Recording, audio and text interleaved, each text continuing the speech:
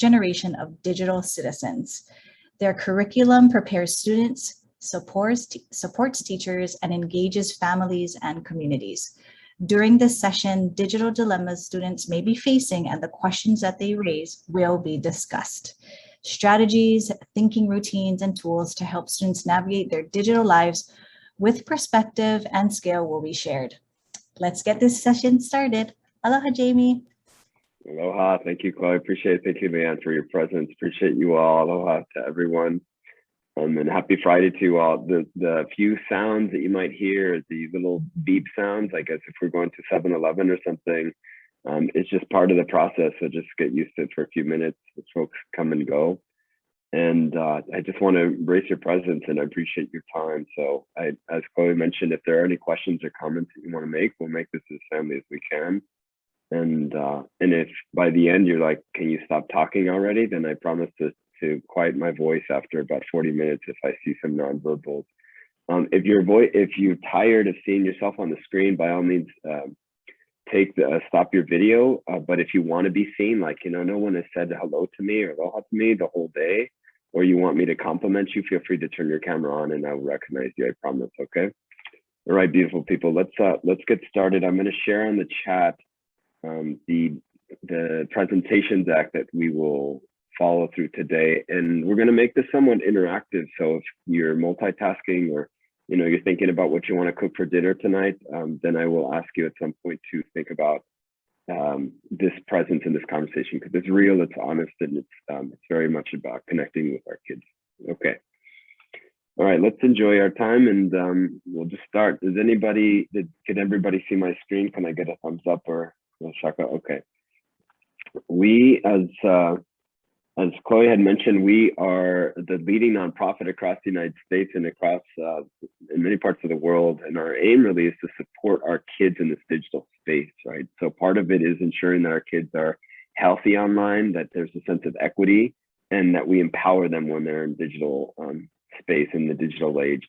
It doesn't mean, in addition to like ensuring that we're protecting them, what we do as an organization is help teachers and families really address what is actually happening in the digital media space and how can they actually better, and what tools can we equip them with to ensure that they're actually navigating it with agency. Okay, so here are your takeaways. Here's what I want you at the end of the day to say, this is what I got from Jamie's session around SEL. The first is we're going to talk about what the stressors are. There's many stressors. We're all very much distracted by our time online.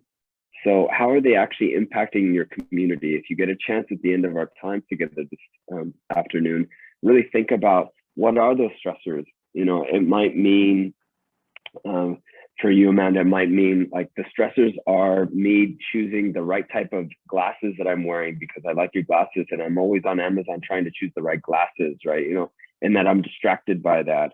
Or it might mean something that's connected to, I can't stop scrolling because I'm looking at X, Y, or Z online, and that's a hard for me. The stresses are associated with that. We'll get into that, but I want you to really think about is what are they for your students, for your community, that we can start to name and validate.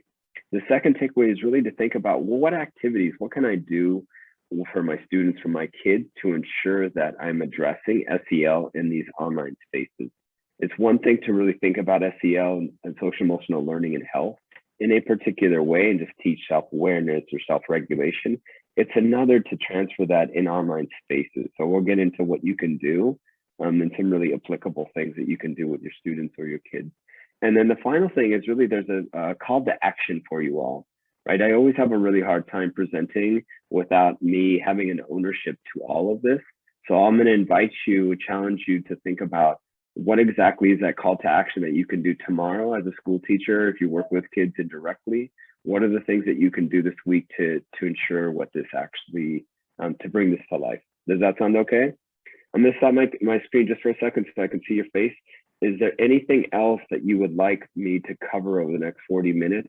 Like, Jamie, please cover this, or anybody that's needing more compliments, like, I've had a long day. All I really want is for somebody to smile at me. We can all take a moment to smile at you.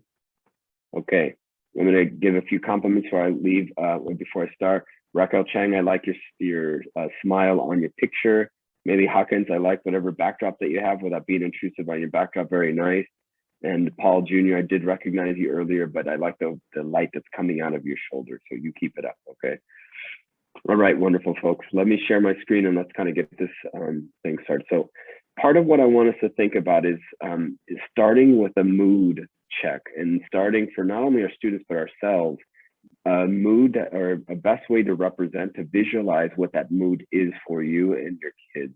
So we're going to start by some of the work that came out maybe about 5 or 6 years ago from Yale, addressing mood as a 4-tier concept, which is I have a certain mood and it's represented in a color, and I have energy that's associated with that. High energy meaning I'm very amplified in my disposition, low energy meaning I have very low energy and very low way in which I'm representing that mood.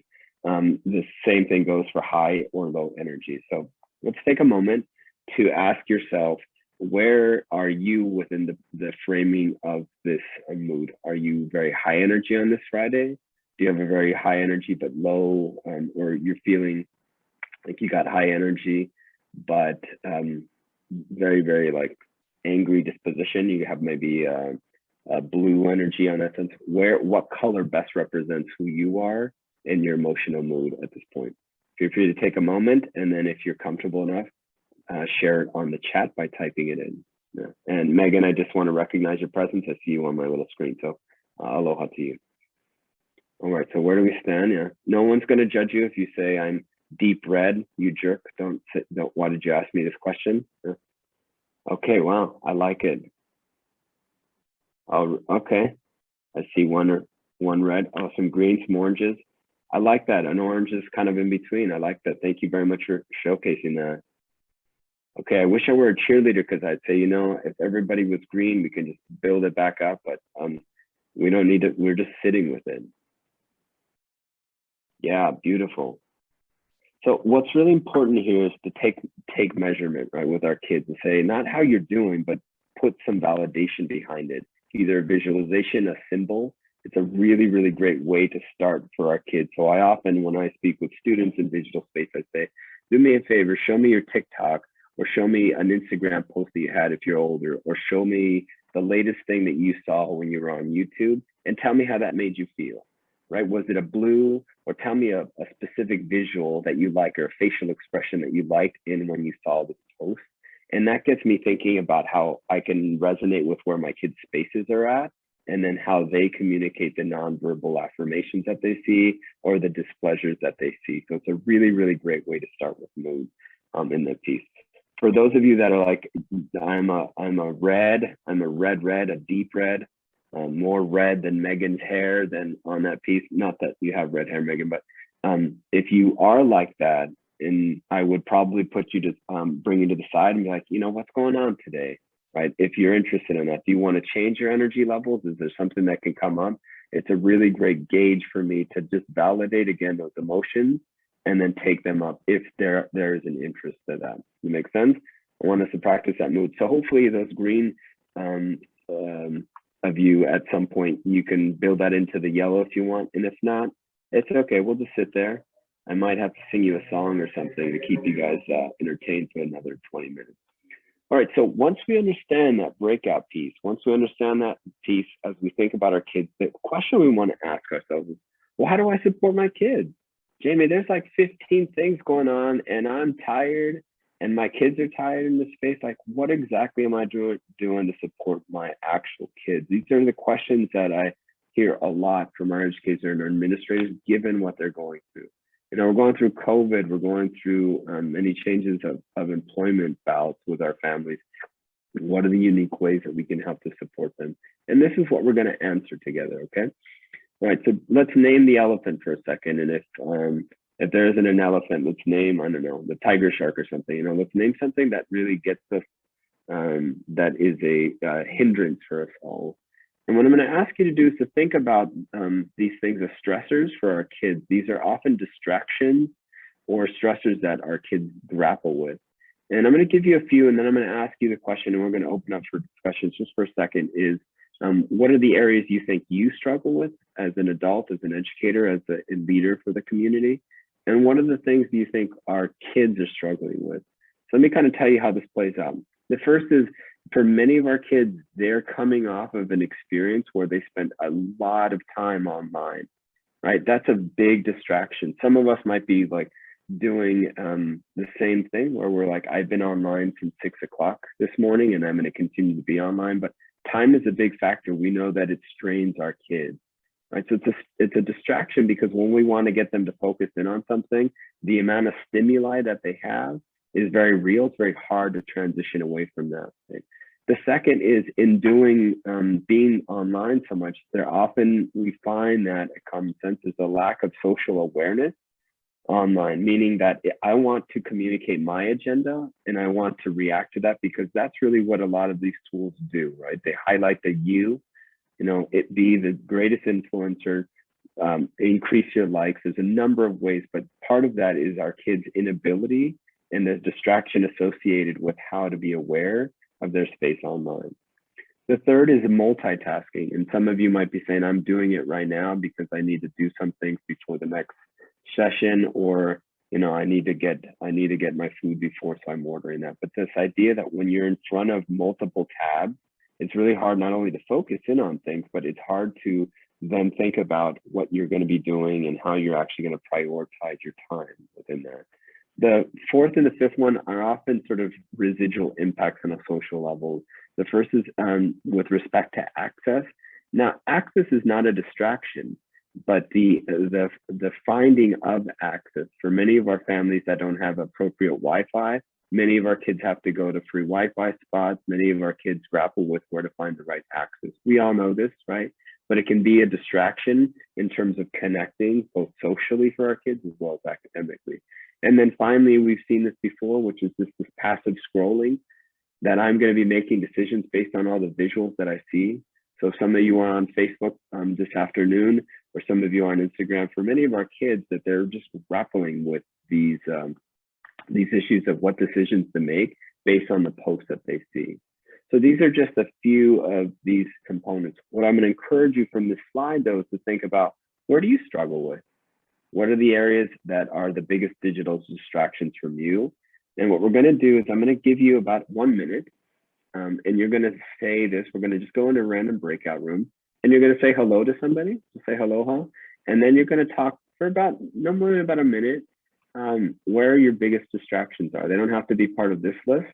They can be part of any other distractions that you have in online spaces, but talk about and discuss what your distractions are, and if there are any tips of how you then avoid them or how you bring that back to life. So Leon, would you be doing me a favor? Would you just give us the breakout room for about, let's just say about a minute and a half? You just want to say aloha. You want to maybe smile at the person before you acknowledge them. If you did say that your mood is red, then just let the other person know. Okay. All right, we'll see you guys here in about a minute and a half from now. And good faces. Yeah, this is amazing. Oh, finally good smiles. Yeah, hopefully that energy has gone up. Yeah, I love it.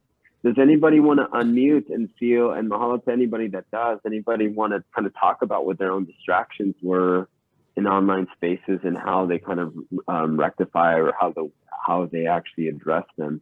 And I'll just start with whoever blinks first, or anybody that smiles first. So, okay, Sarah, I kind of see that. Yeah, Miss Banks, aloha for volunteering and smiling. I saw that. What are some things that came up for you as you had in your conversation? What were some of your distractions that you want to share? Well, I had an opportunity to talk to Amanda. She's the EA in Molokai, so she with Tutu and me. So it was really nice to hear what she's doing, and the main thing is that whole wanting to be closer and physically, how we are. We just like more physicality than we're allowed with the social distancing. But so I just shared that since I'm on Native Hawaiian Education Grant, we are able to help the teachers with Zoom sessions. And so it gives the students an opportunity to have someone other than, their teacher that they're working with. And it kind of just, so the community comes in to them via the Zoom. So, but it's hard. It's hard because, we do love to be able to walk into the classroom and work with them, you know, and, but, you know, right now with Delta, it's just really a tough thing to do. Yeah, I really appreciate you. Like, mahalo for just sharing kind of your thoughts. Like, for many of our kids that are in front of the screen all day, it's really hard to convey appreciation and connection. And I think you outlined that, right? So in addition to the scares that they have with health, I think it's even harder because they don't have that personal connection that we want our kids to have. So in many ways that they can easily become distracted from that. So yeah, much appreciation, much mahalo to you for that. Lonnie Taylor, I saw you come in and out of the camera. I just want to acknowledge your smile. So thank you for smiling and then jumping off for us all. But anybody else want to share kind of some thoughts on digital distractions or something that was has bothered them or their students before we move into like, well, what can we do about this, Jamie? I promise I won't pick on anybody. I just want to highlight your faces. So actually, I won't promise. I'm going to pick on you. So just because I like you guys. So.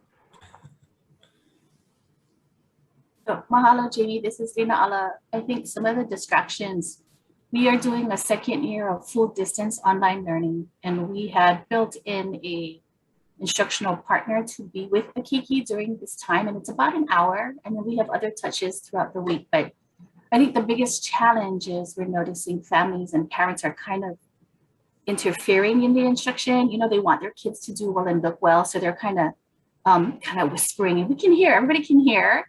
And it's okay, they're young, right? Like half their life, they really haven't learned as much social skills online. So there's a lot to start with, and it's okay.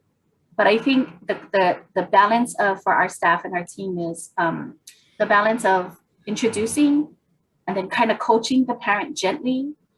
And then we try and coach everybody. So it's not a message just to that mom or person or dad, but kind of like a healthy reminder. And then that kind of, you know, it does take time, but that is something we thought was important, but can be a distraction for our instructional time.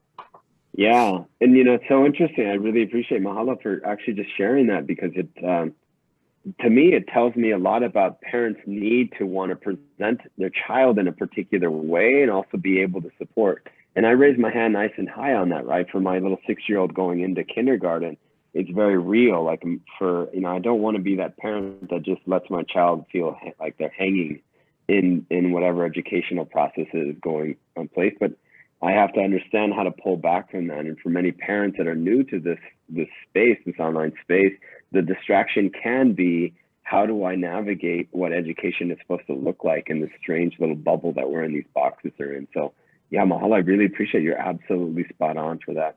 The key, and I won't keep pushing on this, but I want to emphasize why I spend a lot of time with it, because it's really helpful in your position to know and to name for our kids and to name for our families what exactly is the distraction that's keeping them from the learning, right? To name that. And as a team, to start to not have solutions for it, but to actually understand how we want to navigate within those spaces, right? So if I say to Paul Jr., for example, he starts playing drums while we're doing some learning, and I say, you know, I noticed, Paul, that you actually enjoy drumming, right? And we can easily say, Paul, you need to mute yourself because you are just loud and nobody likes that song, right? But it's a really different than to say, I notice this is what you want to be using in your space. And I know whether it's online or offline with our kids, the validation of these distractions is a part to say, I'm recognized in your space. Yeah. Okay, so we're going to now transition from that. It's very key, though. I can't emphasize this, because from here on out, we're going to figure out, how do I then take those frustrations and move them into an actual solution, things that we can do to help to support the wellness of our kids. Let me share my screen for again, and we're going to get into this. And I promise I'm going to give you some time. But before I do that, does anybody else want to say a quick comment or any questions that they have with this part? And if you need to fall asleep at this point or need to get up and get some water, then by all means do that. Or if you need to get a Mai Tai, then you can expense it to Leanna, Chloe, or something. Okay. Okay. So let's get into, like, well, what do we do about this? The first thing I'm going to introduce you to is how to just validate it for your students. So I'm going to give you a personal example that you can potentially use for your students to understand the complexities of how not only they're learning, but the things that they're looking for. Right. So give you And so this is a video of my 6-year-old, and I didn't, I'm not a proud father or anything, but this little cookie's a funny little person. And I interviewed her over the summer because I wanted to understand her mental well-being. And I just simply asked the question, give me advice for your future teacher, and tell them what else is going on. These are just a small clip. My point here is not to showcase why I'm so proud of being a nice father of this child. It's to say our kids will say more to us that we can take into them and learn from, right? So my name is Emily and I'm 6 years old. This is advice for teachers. The Zoom classes was a little bit boring. I'd rather be at school in person. When COVID was a little bit worse, I didn't like that we couldn't play inside the park. I don't like losing my family. I'm excited that I'm gonna learn in person and read my books and play outside. I have advice for them to be good teachers that use tech for learning and not just for nonsense stuff. Like just staring at a projector is nothing to me. But if you show it on paper, I feel like I can pay more attention to it. Right, so this little human being has taught me so much, but I think, again, the reference point I want to make is to what extent do you have those empathy interviews, those conversations, those questions, and then do something with that. So we were going to then look at that and delve into like, well, what do we do about it, right? So here's kind of the first thing I'm going to give you, and I'm going to ask you to point and or write down one if you're taking notes, otherwise to think about, as we think about SEL, identify with one skill that you want to take today and pick one from that, because we're going to like build off of that. We're not going to try to teach our kids all of these skill sets, but one in our spaces. So we might say today, you know what, Jamie, I've really struggled with self-management because I'm always distracted. I want to try to learn this skill. Or I notice in online spaces, my kids are having a really difficult time building relationships. So maybe we want to pick on how to actually reinforce that in these spaces. We, as an organization, team up with Castle. They oversee the Foundation for Social and Emotional Learning, and we've taken some of their skill sets and embedded them in our space. So the first thing is understanding that we, as an organization, have developed this. And then what we've done is we've asked this question, which is like, well, how do I support my kids, but how do I do it in an online space? And so now we're going to get into that. You guys ready for that, or should we take a little break? Okay. All right, we're almost done on that. So here's what I'm going to do. We are going to read this story together, and then I'm going to ask you how you might resolve it, how you might actually address this this question in the space of your classrooms or before. So if I can, just for the sake of not hearing my voice so much, sound like a frog, if I can get someone to read it. Megan, can I have you, and I'm sorry I keep picking on you, but you're staring at you through my screen on that. Can I have you read the first paragraph? This is entitled Embarrassing Story.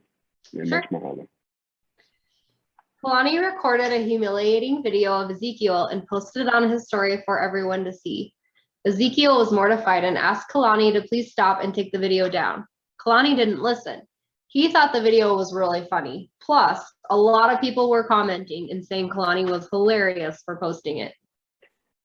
You're amazing. Thank you. And I remind me to have you jump on a Zoom call so you can read my child going to bed books, because you have a solid voice. Good job.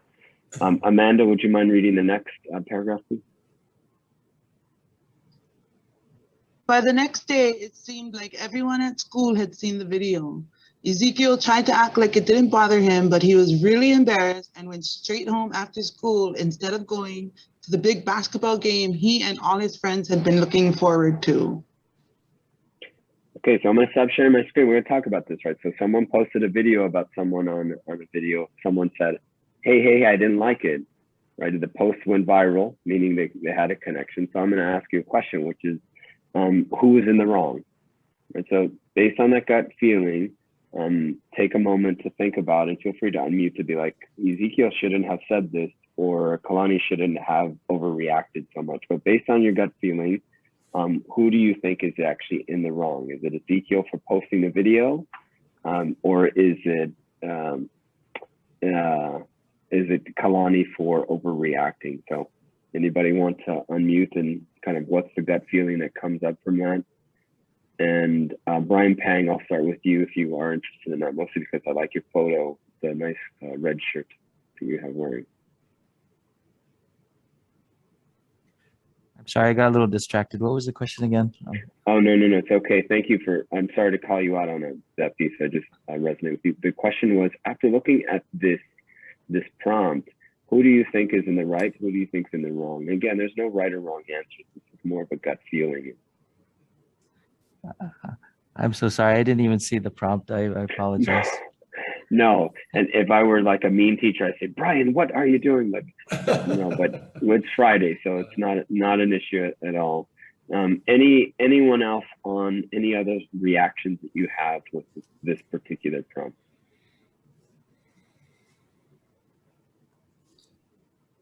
Yes, easy. Interesting. Can I say more at some point? That's interesting. Yeah. The poster was being disrespectful to his friend. Yeah. And so what I'm trying to get at here is that these issues, they're very complex, right? It's hard to kind of think about what our kids are doing because they're not. It's not that black and white. So I might say to Valerie when we spoke during our breakout, she says, Jamie, I am very distracted because I have too many tasks at hand, right? So instead of saying like, remove the task, how dare you, Valerie, like have that.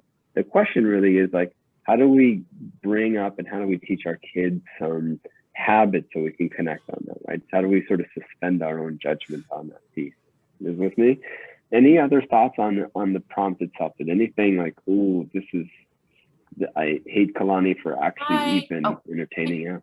Hey, Jamie, this is Angela. So having been in this position a lot with students as a school counselor, especially in high school, even middle school, there's like lessons to be learned on both sides. Yeah. Because what's happening too, what I see with the technology is a way for them to express themselves in that moment. So the thing is, this happened quite a few times. I had to spoke to both students individually and then come together so that we could reflect on what happened. What could Ezekiel done to, make sure that it wasn't going to put his friend Kalani in a situation where she felt embarrassed. Maybe they could have looked at it together. He could have asked her, can I post this? For Kalani, she could figure out what can she do to approach the situation so she's not being aggressive, that she's coming in, with not so much emotion. Of course, she's going to be upset and validate her feelings, but how can they handle it? And so that's what I've noticed with technology adds another layer of this complexity when it comes to relationships, because often a lot of students tarnish their relationships because of texting. Like I said, well, she said this. I said, well, what is your impression from the words that you're reading? Well, this, but what gives you that sense that that's what it means? Well, I don't know. I said, have you spoken? So there's a lot of misrepresentation interpretations when it comes to technology. And so just having them kind of navigate through that space in learning. So that's, I love it. You either got a hold of my slides beforehand or I'm going to hire you or something. That you're so spot on. That these issues take time for us to deconstruct, to kind of understand what we're at. So, I thank you so much for sharing that, because I think I know that you're right on. And so one of the things that we do though, as a result of that, is actually name that, right? That when we think about these stresses for our kids, when we think about this, and the very first thing we want to kind of do to help to understand that is to bring out the following, which is, we think about these dispositions or these approaches in the following way: that these aren't black and white. You're cyberbullied, therefore you're suspended, and then therefore you can no longer use your phone. But rather, we're thinking about to what extent, just as Nani or Angela was just sharing, what are you getting down to reflecting? Are we teaching our kids how to self-reflect when they see a post? Are we ensuring that they're looking at the facts, right? What does that word actually mean to you, right? So what we're trying to do in these cases, as we give the transition about what activities we'll go through, we want to kind of look at these dispositions, these 5 as a starting place. Let's think about the other perspective. Why would Kalani want it? Why would Kalani be so upset? Or why would Ezekiel actually want to post it? What was actually going on to them? The ability to empathize with our friends is a key to socialization, key to understanding where we're at, right? Thinking about how do we then envision options about how we want to respond instead of then simply reacting or simply ignoring them or ending the friendship. And then finally, appropriate ways to then take action. So these are kind of the things that we've outlined in Common Sense as a way to help to support these issues. But we're going to get into the work now. So I'm going to give you some tips now as we transition. Well, what can I actually do? The first thing I'm going to do is I'm going to encourage you all to think about where tech is in your online spaces and how are you blocking the distraction, meaning how are you helping to address these distractions in real time. The recommendation I might suggest is using, if you're already using the tech tools in front of you, being sure to build into those breaks what it means to actually limit distractions. Let me tell you what I just kind of finished explaining. So if I'm using Flipgrid, this is a tool that helps, the video using tool, I might say to my classroom, we are going to use Flipgrid, but before we use this tool, I'm going to ask you that when we use it, that you start and to create a 10-second to 20-second video of how you're going to be focused in, and then share it with the rest of the class. So it names the fact that our kids likely might be distracted, and it gives them some tools of how to help to mitigate that, right? I know some of you use a tool called Book Creator, if you haven't used that, or anything that you create that helps to organize. We want to build into the tool itself an option where our kids can actually take reading breaks in it, right? So the app Book Creator helps kids make books and create books around that. Whatever tool that you're using, and I'll give you my email address, I'm happy to give you some prompts about how you can use basic tech to help to mitigate the distractions our kids are on. The next thing I'm going to give you as a resource, just so you know, and we're going to cover the rest of the time on this, is addressing our own digital life resource center. So at Common Sense, we help, and we recently launched this completely free, and it's completely free to use, a resource guide about how to address and how to bring up really quick activities. We'll get into them in a second. I want to just kind of quickly show you what it looks like, just so you are aware of, if you are interested in using it. Within our resource guide, you will notice that you will have some quick activities broken down by grade level. And we'll get into the content in a second, but just so you know how it's laid out. What we've essentially done is we've taken those 5 CASEL skills, and we've broken them down on activities that kids can use by age and grade. So for example, if students are really grappling with technology, and again, we'll get into the content in a second, we have very quick activities about how you can start teaching them about how to integrate self-management skills by getting off the device. So that's really how it's broken down in a really specific way. If you look down, again, these lessons are completely free. You could, once you sign up, you could look at the lessons, which we will get into. The other thing that it highlights is we have a number of videos. So what we think about is oftentimes when videos are used in the classroom, we've highlighted a number of videos that incorporate SEL, and we've given you some very basic clips where you can reinforce some of these SEL skills that are happening throughout. This is just an example of, I believe it's called Whale Rider. So if you are interested in these videos, you can look at how it's broken down and then start reinforcing that if indeed you teach directly with students. All right, let's get into the work before we close our session. So here's how it's going to work. I'm going to stop sharing my screen in a second, and what we're going to do is we are going to get into the content and get into like ways to support our kids specifically. And what we're going to do is we're going to break into breakout rooms based on grades that we teach. And if you are a counselor, if you do more administrative work, then you can pair into a separate initiative that I'll connect you with. But we're going to highlight, once you're in your partners, in addition to saying aloha to one another, you want to highlight ways you can help to address some of these SEL, the dilemmas that we kind of confronted with, and what are ways in which you can help to kind of instill kind of a connection. So let me give you an example of how that works. If you haven't done so already, it's the link to registering for free if you don't have access to our account. We promise we don't sell you anything, where it's completely free, nonprofit. This is an activity if you are in K through second, if you teach K through second.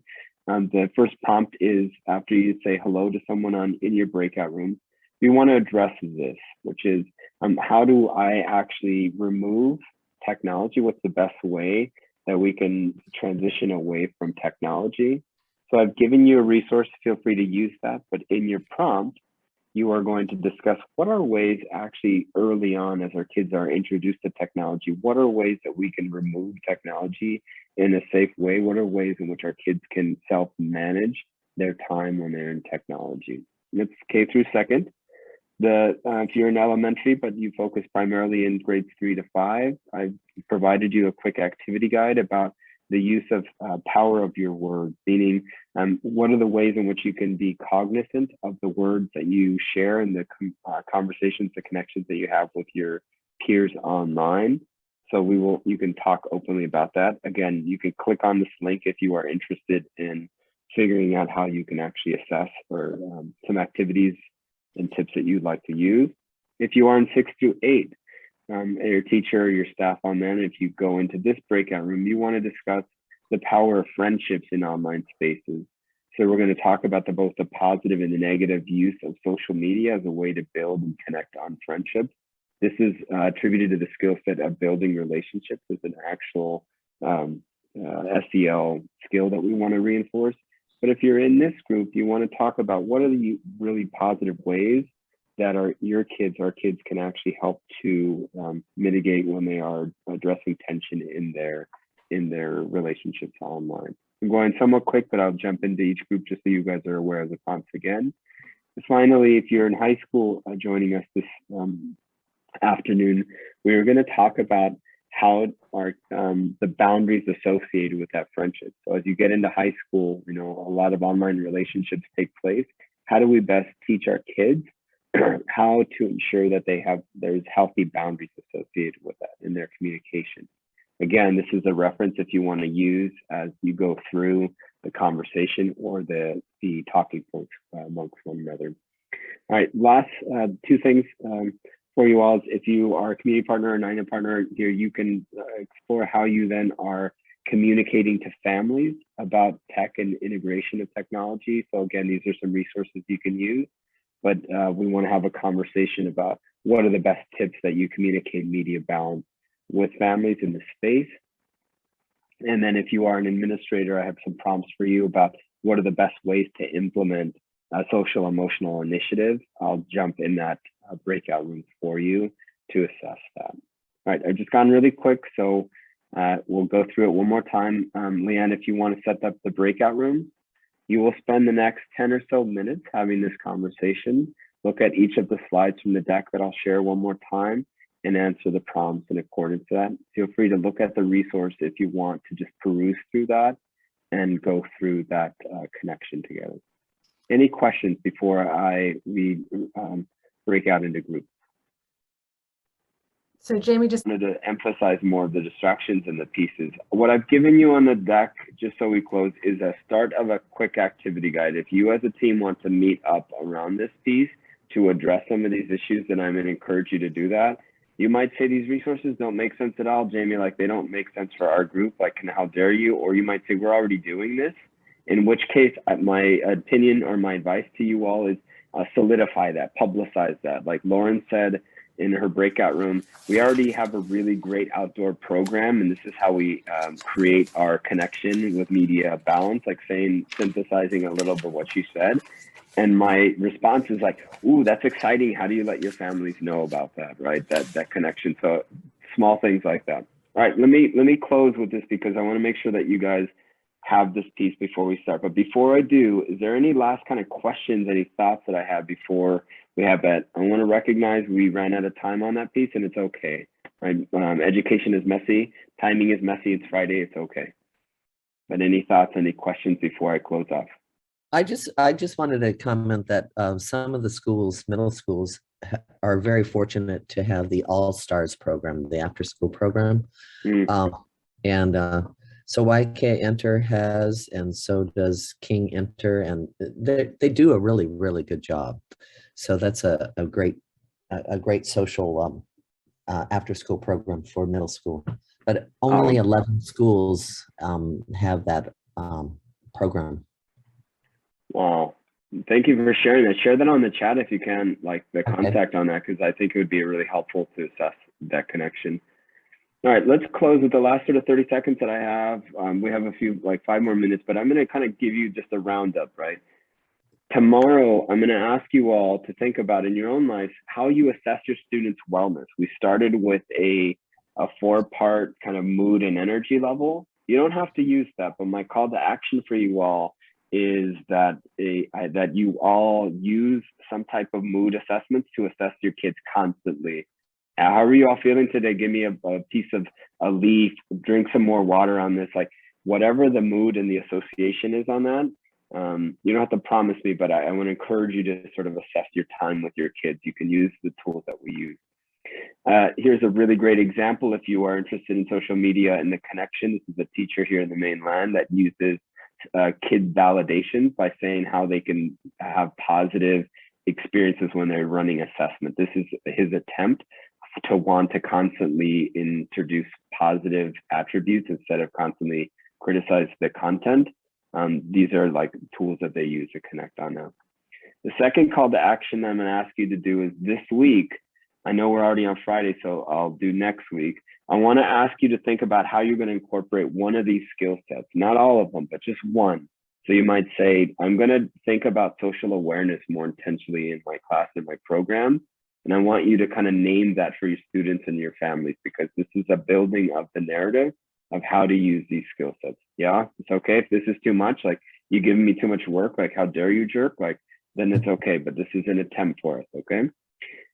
And this is an example that I have seen, again, social media, a former educator here that recognized that her family was really struggling in general. And so she wrote a letter to her family saying, if you need anything, I'm here. But it's a really explicit letter just to kind of showcase that we validate one awareness of what's happening with our communities. And then the final thing I'm going to ask you to do is to think about and reflect on every day you have an impact on students. So what I'll ask you to do as a closing piece is type the number of students, and whoever is teaching math in this class, maybe you can tally them, but type in the chat how many students you work with, indirectly or directly, how many students are impacted by the social and emotional well-being that you can provide. Take a moment now to just close off by typing that number in, and then we will know collectively that this last hour, this is the impact that we're trying to make with our communities. And I see 0, so maybe I joined the wrong session. Maybe we don't work with kids at all. Okay, 3360. I like, okay, see, now this is a huge thing, right? Beautiful.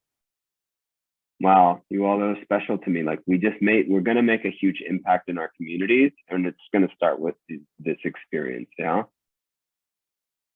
All right, any last questions before I let you go on this Friday? Or, you know, maybe you say, Jamie, I really like that. You should move away from San Francisco in the cold water and instead live in my basement in Hawaii in the nice water next to you. So any other comments before we move on that piece? Yeah.